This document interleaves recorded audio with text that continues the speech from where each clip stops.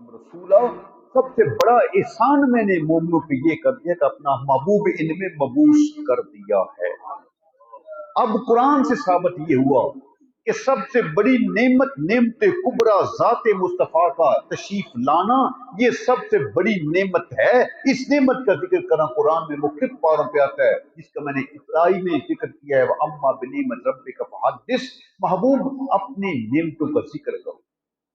जो इंसान नेमतों को भुला देते हैं, फरामोश कर देते हैं, उनसे नेमतें छीन ली जाती हैं, उनकी नेमतें सलब कर ली जाती हैं। जो नेमतों का जिक्र करते हैं, तज़किरा करते हैं, शुक्राने करते हैं, उनकी नेमतों में और इजाफा कर दिया जाता है, क्योंकि वो शुक्राना अदा करते हैं। रब का वादा ला इन शकरतुम लाज़ीदन्नकुम, ऐ मेरे बंदों में नेमतों का शुक्र अदा करो, मैं तुम्हारी नेमतों में और इजाफा कर दूंगा। अगर कुफराने नेमत करोगे, तुम्हारी नेमतों को सलब कर लूंगा, छीन लूंगा। अब कुरान के फैसले के मुताबिक ज़ात मुस्तफ़ा का तशरीफ लाना, ये हमारे लिए सबसे बड़ी नेमत है। बाकी सब नेमतें सदका मुस्तफ़ा करीम के, जिसका मैं जिक्र किया, कुरान भी नेमत है, ईमान भी नेमत है, नमाज पढ़ना भी नेमत है, हज करना भी नेमत है, दौलत भी नेमत है, हर चीज नेमत है। लेकिन ये सब कुछ सदका मुस्तफ़ा के हमें नसीब हुई है। लिहाजा मुस्तफ़ा ना होते तो कुछ ना होता, वो न थे तो कुछ ना हो, वो न हो तो कुछ न हो। वो जान है, जहान की जान है तो जहान है। अब इस नेमत का जिक्र हम कैसे कर सकते हैं? नेमत पे खुशी का इज़हार करना, ये शुक्राना है। और किबार साहबा से पूछते हैं, इस नेमत का इज़हार कैसे करें? एक किताब है नेमतुल कुबरा, जिसके मुसन्नफ हैं अल्लामा इब्ने हजर मक्की। अल्लामा इब्ने हजर मक्की 34 साल तक हरमे काबा में मुफ्ती रह चुके हैं। मुल्ला अली कारी के उस्ताद मोहतरम है। मीर हसन सियालकोटी गैर मुकल्लद लिखता है, अल्लामा इब्ने हजर ज़हरी बातनी उलूम के इमाम हैं। 34 साल हरम मक्का के मुफ्ती रह चुके हैं। ज़हरी बातनी उलूम के ऊपर उनको महारत थी, माहिर थे। उन्होंने ये किताब लिखी है सरकार दो आलम की विलादत के ऊपर। उसमें वो क्या लिखते हैं, किबार साहबा इकराम उनमें सबसे पहला दर्जा खुलफाए राशिदीन का है, फिर अशरा मुबश्शर, फिर वो साहबा जो फतह मक्का से पहले मुसलमान हुए, हिज्रत से पहले दर्जा बदर्जा नीचे आते जाते। वो अपनी किताब में लिखते हैं नेमतुल कुबरा के अंदर, अबू बकर सिद्दीक का अकीदा क्या है, जो हुजूर के सबसे करीब हैं। आका अलैहिस्सलाम फरमाते हैं, मेरी हकीकत को कोई जानता सिवाय मेरे रब के बगैर कोई मेरी हकीकत को अबू बकर कोई नहीं जानता।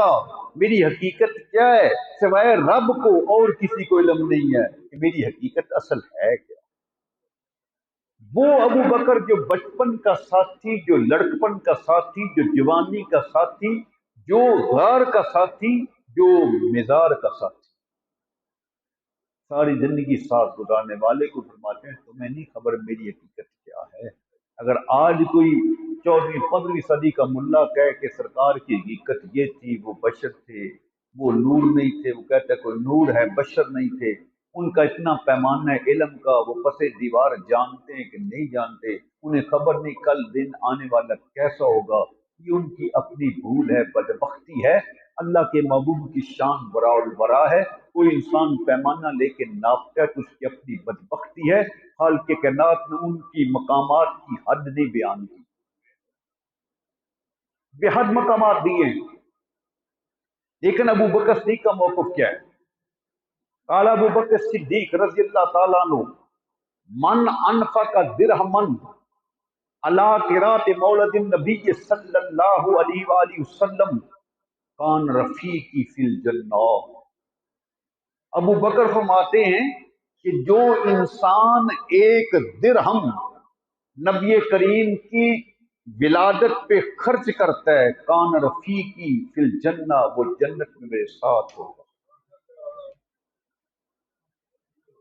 دوسرے خلیفہ عمر بن خطاب، جن کا تاریخ اسلام میں بڑا گولڈن دور تھا، سنہری دور تھا، وہ فرماتے ہیں وقال عمر من عظم مولد النبی صلی اللہ علیہ وسلم فقد احیا الاسلام۔ عمر بن خطاب فرماتے ہیں جس انسان نے میلاد مصطفیٰ کی تعظیم کی فقد احیا الاسلام، کو اس نے اسلام کو ایک نئی زندگی دے۔ تیسرے خلیفہ، یہ پہلے دو خلیفے آپ کے سسر ہیں، وزیر بھی ہیں۔ آقا علیہ السلام فرماتے ہیں دو وزیر میرے زمین پہ ہیں، دو وزیر آسمان پہ ہیں۔ زمین پہ وزیر میرے ابوبکر صدیق اور عمر فاروق ہیں، آسمان پہ جبریل و میکائیل میرے وزیر ہیں۔ یہ وزیر بھی ہیں، مشیر بھی ہیں، جانشین بھی ہیں، خلیفہ راشدین بھی ہے۔ دو جو ہیں وہ آپ کے داماد ہیں، حضرت عثمان ذوالنورین آپ کے دوہرے داماد ہیں۔ دو بیٹیاں یکے بعد دیگرے ان کے نکاح میں آئیں، سے ان کو ذوالنورین کہا جاتا ہے۔ اور چوتھے خلیفہ آپ کے کزن بھی ہیں، آپ کے داماد بھی ہیں، حضرت مولا علی مشکل کشا شیر خدا رضی اللہ تعالی عنہ۔ تو تیسرے خلیفے کا عقیدہ کیا ہے؟ وہ فرماتے ہیں من انفق درہمن علی قراءۃ مولد النبی صلی اللہ علیہ وسلم فقد شہد غزوۃ بدر و حنین۔ عثمان ذوالنورین فرماتے ہیں جو انسان ایک درہم میلاد مصطفیٰ پہ خرچ کرتا ہے، میرے نزدیک اس کی صفت یہ ہے کہ گویا اس نے غزوہ بدر و حنین میں شرکت حاصل کی ہے۔ خلیفہ چہارم مولا علی مشکل کشا شیر خدا وہ فرماتے ہیں من عظم مولد النبی صلی اللہ علیہ وسلم وکان سببا لقراءتہ لا یخرج من الدنیا الا بالایمان ویدخل الجنۃ بغیر حساب۔ لوگوں کان کھول کے سن لو، مولا علی مشکل شاہ جو باب العلم بھی ہیں اور ولایت کے منبع بھی ہیں، ولایت تقسیم کرنے والے بھی ہیں، مشائخ چشتیہ کے بانی اور سرخیر بھی۔ وہ فرماتے ہیں کہ جو انسان میلاد مصطفیٰ کا اہتمام کرتا ہے کانا سببا لقراءتہ، محفل میلاد کرنے کا سبب بنتا ہے، لا یخرج من الدنیا الا بالایمان، اس کو ضمانت دی جاتی ہے کہ دنیا سے بے ایمان نہیں جائے گا، دنیا سے بے ایمان نہیں جائے گا، اس کو کلمہ نصیب ہوگا۔ لا یخرج من الدنیا الا بالایمان ویدخل الجنۃ بغیر حساب، اور اللہ کریم کرم فرمائے گا مصطفیٰ کے صدقے بغیر حساب جنت عطا فرمائے گا۔ یہ ان خلفۂ راشدین کا عقیدہ ایمان ہے میلاد مصطفیٰ کے متعلق کہ جو محفل میلاد کرتا ہے اس کو کتنا اجر عظیم ملتا ہے۔ اب اس کے بعد درجہ نیچے آتے ہیں۔ حضرت امام حسن بصری ان کا ایک نام ہے، وہ فرماتے ہیں کاش میرے پاس احد پہاڑ کے برابر سونا ہو اور میں سونا میلاد مصطفیٰ پہ خرچ کروں۔ حضرت جنید بغدادی وہ فرماتے ہیں کاش، ہاں جو آدمی انسان اپنی قدر کے مطابق، اپنی حیثیت کے مطابق میلاد مصطفیٰ میں شرکت کرتا ہے وہ اس نے اپنے ایمان کو محفوظ کر لیا، وہ دنیا سے کامیاب جائے گا۔ ایسی حضرت معروف کرخی فرماتے ہیں کہ جو انسان میلاد مصطفیٰ میں شرکت کرتا ہے، اہتمام کرتا ہے، محفل سجانے کا بندوبست کرتا ہے، اللہ کریم اس کو انبیاء کے پہلے گروہ کے ساتھ اٹھائے گا، اس کو شہیدوں کے ساتھ درجہ عطا فرمائے گا، اس پہ خصوصی انعامات فرمائے گا۔ اس طریقہ سے حضرت امام فخر الدین رازی وہ فرماتے ہیں کہ جو انسان میلاد مصطفیٰ کا اہتمام کرتا ہے، اس میں کوئی نمک، کوئی کھانے کا احترام کرتا ہے، وہ کھانا ببرکت ہو جاتا ہے۔ اگر وہ کھانا دوسرے کھانوں میں شامل کیا جائے تو دوسرے کھانے میں بھی برکت آتی ہے۔ حتیٰ کہ وہ فرماتے ہیں فخر الدین رازی کہ اگر کسی درہم و دینار پہ انسان میلاد کا ختم پڑھتا ہے، وہ اپنی باقی رقم میں اس کو شامل کر دے، اس ساری رقم پہ برکتیں آتی ہیں۔ امام فخر الدین رازی فرماتے ہیں کہ جو انسان اس کا اہتمام کرتا ہے، شامل ہوتا ہے اور اپنی طاقت کے مطابق خرچ کرتا ہے، اس کا خرچ ضائع نہیں جاتا، رائگاں نہیں جاتا۔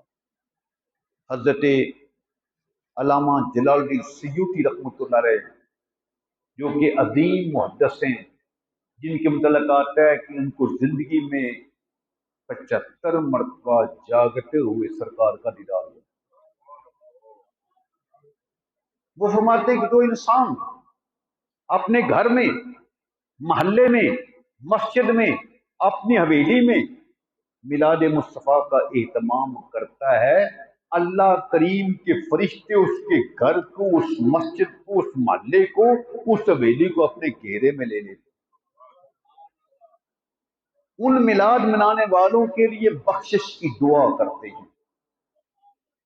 اسی کا وہ فرماتے ہیں کہ اللہ کریم کی جلیل القدر ملائکہ، جس میں جبریل ہیں، میکائیل ہیں، اسرافیل ہیں، اسرائیل ہیں، جن کے گلے میں نور کے ہار پڑے ہوئے ہیں، وہ میلاد منانے والوں کے لیے بخشش کی دعائیں کرتے ہیں، ان کی سلامتی کی دعائیں کرتے ہیں۔ امام فخر الرازی بھی لکھتے ہیں کہ جو انسان میلاد کا اہتمام گھر میں کرتا ہے، شرکت کرتا ہے، اللہ پاک اس کو مصائب و آلام سے معمون کر دیتا ہے، اللہ پاک اس کو آفات بلیات سے محفوظ کر دیتا ہے۔ وہ لکھتے ہیں، انعام سیوطی بھی لکھتے ہیں، فخر الرازی بھی لکھتے ہیں، جو انسان میلاد میں شرکت کرتا ہے، اللہ پاک اس کے دل کو نور سے منور کرتا ہے، اس کے دل میں منافقت نہیں آتی، کھوٹ نہیں آتا، بغض نہیں رہتا، اس کا دل پاک ہو جاتا ہے، وہ ایسی چیزوں سے محفوظ ہو جاتا ہے، اس انسان کے اندر جو ہے وہ بغض نکل جاتا ہے، کھوٹ نکل جاتی ہے، منافقت نکل جاتی ہے، برکات کا ظہور ہوتا ہے۔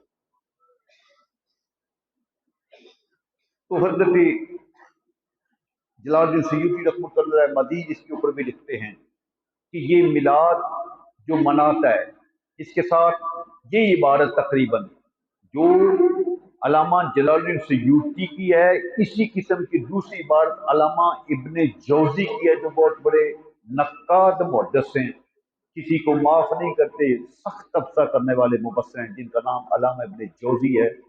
وہ فرماتے ہیں کہ جو انسان میلاد کا اہتمام کرتا ہے، گھر میں، مسجد میں، محلے میں شرکت کرتا ہے، حسب توفیق شامل ہوتا ہے، اللہ تعالیٰ اس کا 1 سال امن کا لکھ دیتا ہے، اس کا نقصان نہیں ہوتا، اس گھر چور چوری نہیں کرتا، اس میں آفات، بلیات، سیلاب، دیگر مصیبتوں سے انسان اس کو امن میں دیتا ہے، لڑائی جھگڑے فسادوں سے اس کو اللہ تعالیٰ امن دے دیتا ہے۔ یہ برکات ہیں میلاد مصطفیٰ کی کہ جو انسان میلاد میں شرکت کرتا ہے، اللہ پاک اس کے گھر میں برکتیں دیتا ہے۔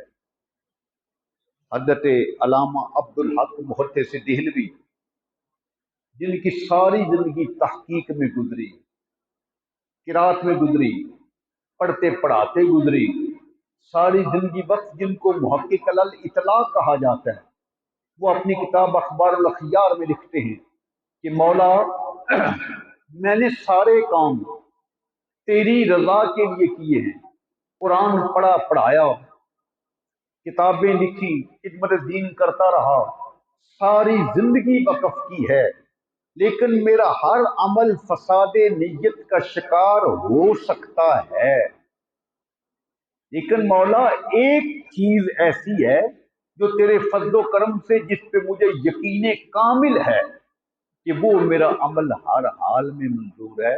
وہ جگہ بتا پروردگار جہاں تیرے محبوب کا میلاد کا ذکر ہو، اس سے بہتر جگہ کون سی؟ پروردگار یہ فرما جہاں تیرے محبوب کا محاسن کا ذکر ہو، محامن کا ذکر ہو، ولادت کی برکات کا ذکر ہو، اس جگہ سے بہتر کون سی جگہ ہے؟ اس محفل سے بہتر کون سی محفل ہے؟ پروردگار کوئی ایسی جگہ تو بتا دے جہاں میلاد مصطفیٰ میں روح کی برکات کا ذکر ہے، کمالات کا ذکر ہے، معجزات کا ذکر ہے، محاسن کا ذکر ہے، محامن کا ذکر ہے۔ اس جگہ سے بہتر اور جگہ کون سی ہے؟ اس محفل سے بہتر اور محفل۔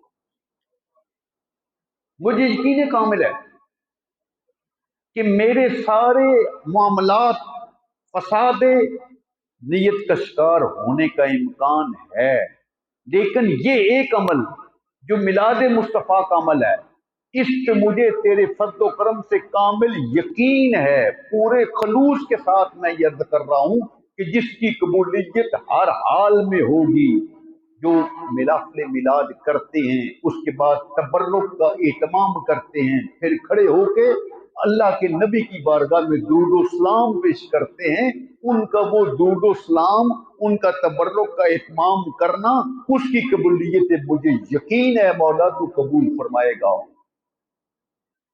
شاہ عبد الرحیم شاہ ولی اللہ کے والد محترم، وہ فرماتے ہیں کہ میں ہر سال میلاد کرتا تھا۔ ایک سال تنگ دستی سی آئی، پیسے کم تھے تو لنگر کے لیے تمام نہ کر سکا اچھے طریقے سے، تو مجھے تھوڑی سی رقم میرے پاس تھی، میں نے اس کے ساتھ بھنے ہوئے چنے خرید لیے اور ان کو محفل میلاد کے اختتام پر عظیم میں تقسیم کر دی، ختم کہلوا دیا، سلام پڑھ دیا۔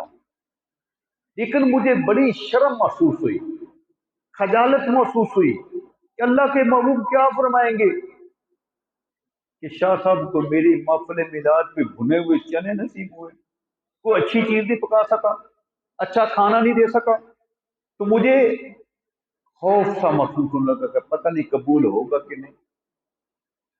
یہ مجھے پریشانی تھی۔ رات کو اس لجپال نبی نے جس کا میلاد منایا وہ خود تشریف لایا، اپنا دیدار عطا فرمایا۔ یہ بڑی خوش قسمتی ہے انسان کو کہ اللہ کے محبوب کا دیدار مل جائے۔ شیطان ہر شکل میں متشکل ہو سکتا ہے، ہر صورت اپنا سکتا ہے، لیکن کملی والے کی صورت اپنا نہیں سکتا۔ من رأى فی المنام قد رأى الحق، جس نے خواب میں مجھے دیکھا اس نے مجھے ہی دیکھا، غیر کا تصور ہو نہیں سکتا۔ شیطان کو اجازت نہیں ہے کہ مصطفیٰ کے چہرے کی شکل اختیار کر سکے۔ باقی روپ کئی اختیار کرتا ہے، کئی لباس بدلتا ہے، کئی انداز بدلتا ہے، لیکن عمدی والے فرماتا ہے کہ میری صورت اختیار نہیں کر سکتا۔ جس نے خواب میں مجھے دیکھا بس اس نے مجھے ہی دیکھا۔ من رأى فی المنام قد رأى الحق، اس نے حق ہی کو دیکھا ہے۔ تو کملی والے کا دیدار کرانا بھی بڑی بات ہے، بڑا با انعام ہے۔ تو شاہ صاحب لکھتے ہیں کہ سرکار کی محفل سجی ہے وہی نظر آ رہی، جو محفل میں نے انتظام کیا وہی محفل ہے، اور سرکار کے سامنے چنے پڑے ہوئے ہیں۔ اللہ کا محبوب نے اس پہ وہ ختم پڑھنے کی اجازت فرمائی اور فرمایا یہ چنے حاضرین میں تقسیم کر دو۔ یہ قبولیت کی ایک علامت ہے، اس لیے کھانے کا انتظام کرنا، لنگر کا انتظام کرنا۔ بلکہ امام فخر الدین رازی تو یہاں تک لکھتے ہیں کہ جو انسان جس کھانے پہ، جس پانی پہ، جس لنگر پہ ختم میلاد پڑھ دے، وہ کھانا بے چین رہتا ہے، بے قرار رہتا ہے جب تک وہ اسے کھائے نہیں۔ جب کھا لیتے اس کے حق میں وہ کھانا بھی دعا کرتا ہے۔ یہ امام فخر الدین رازی کا موقف ہے کہ وہ تبرک والا کھانا اپنے کھانے والے کی بخشش کی دعا کرتا ہے۔ تو سامنے محترم، خوش وقت ہیں وہ لوگ جو حضور کی آمد کی خوشی کا انتظام گھر میں کرتے ہیں، مسجد میں کرتے ہیں، محلے میں کرتے ہیں، چوک میں کرتے ہیں۔ وہ انسان باعث سر مبارک ہے۔ تاریخ اٹھا کر دیکھو تو یہ شروع سے چلا آ رہا ہے۔ حضور کے زمانہ سے بھی لوگ گھروں میں میلاد کا اہتمام کرتے تھے. میں نے پچھلے جمعے پہ اس کا ذکر کیا، ابن عباس کی روایت پیش کی ہے. ایسے یہ انتظام شروع سے تابعین، تبا تابعین، بزرگان دین